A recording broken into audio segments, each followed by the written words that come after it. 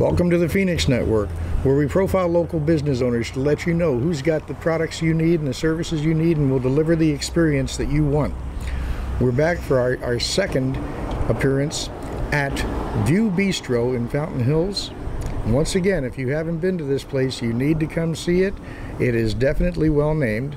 And I am happy to once again have the honor of introducing the owner of VU Bistro, Heidi Hake. Heidi, welcome to the show again. Thank you. Well, you came out here between like 4th and 5th grade, right? Yes, correct. And that was because your mom got a job teaching? Teaching, yeah. Okay, what school did she teach at? We started in Florence, Arizona. Florence? Her first year teaching. In a public school, though? In a public school. Not in the other place? Visiting relatives, no. But yeah, that was really fun, interesting, big change from Wisconsin. Yeah, well, it is kind of a change from Wisconsin. And so how long did she teach there? 1 year. 1 year, and then? We moved up to Phoenix and she got a job in the Peoria district. Oh, great. Well, Peoria wasn't much more urban at that time, that point in time, than Florence was. That's true. That's true. That was still kind of out there. It was out there. Yeah. And so how long was she at the Peoria district? I think she retired after 30 plus years. Okay. Now, wow, 30 years. Teaching. She's only 49, so I don't know how that works. Hey, you know, I'm halfway through. I'm halfway through my 7th decade and still in my 20s. So go figure. You know, I'm having too much She's fun listening, here. so I just got to be careful. I'm having too much fun here, folks. I am not leaving my 20s. But so, were you a good kid or were you normal? I was wise. I was wise. Ah. I don't know if I was good, but. Acre? Ass? What was that? Wiseacre? Oh. Yeah. Okay. Or just smart enough not to say it out loud. Yeah, just not enough. Yeah, see, I wish I had been. Some of those historical markers that I tell people about that I have come from, you know, my Irish heritage and not being smart enough to not say it. So, now, you mentioned before that you have been in the restaurant industry since you got out of high school, but there's got to be a history leading up to that. Tell us about your high school years, or what started you thinking about being in the restaurant business? That was an accident. That was, I actually went to school for aesthetics, and that's how I opened up the salon. So it was more intended to be a full-service salon spa here. It accidentally turned into a restaurant. Oh, okay.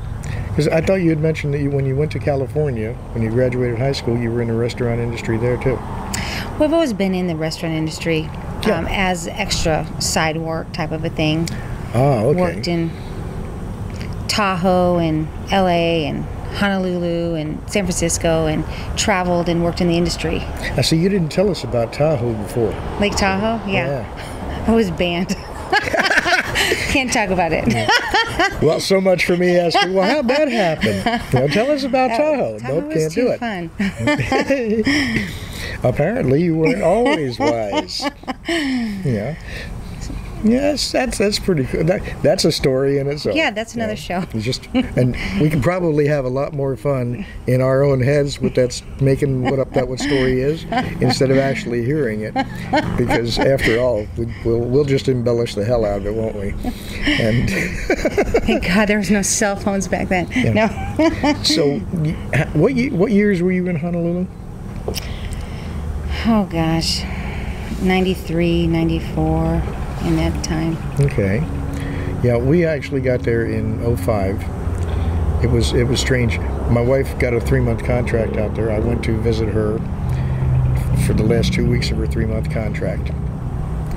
And through a sequence of curious events, it ended up with us flipping places, her coming back, me staying, and then me coming back, her staying again, then her coming back, me staying, and then it finally got to where, you know, we had to gang up a 3-way call with all the kids and tell them, remember when we lived in Phoenix? You know? So how did you like Honolulu? It's beautiful there.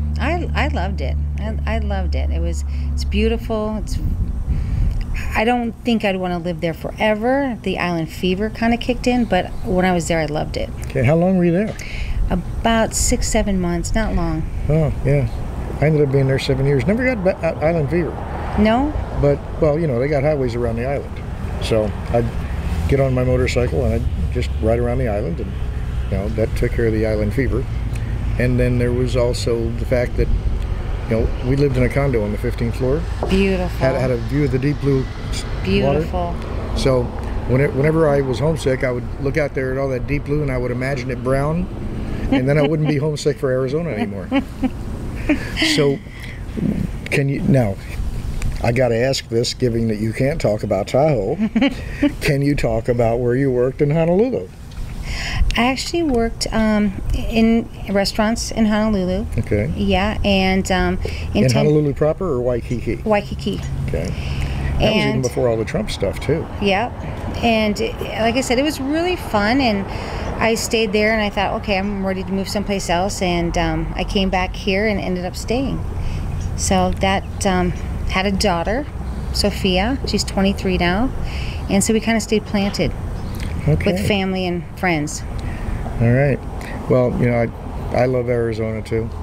I always want to, you know, I came back here after 7 years there, so that should say a lot. The desert.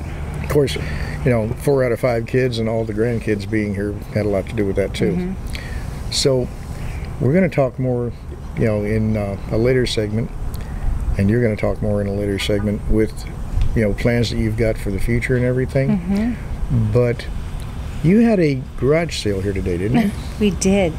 We did. This is for 3 days. This is a community service-oriented bar and restaurant, folks.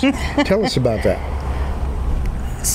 So due to our remodel, we have a lot of stuff that we are changing over, and boutique stuff, restaurant stuff, and then we invited all the neighbors. If anybody wanted to bring up stuff, sell them, move it out.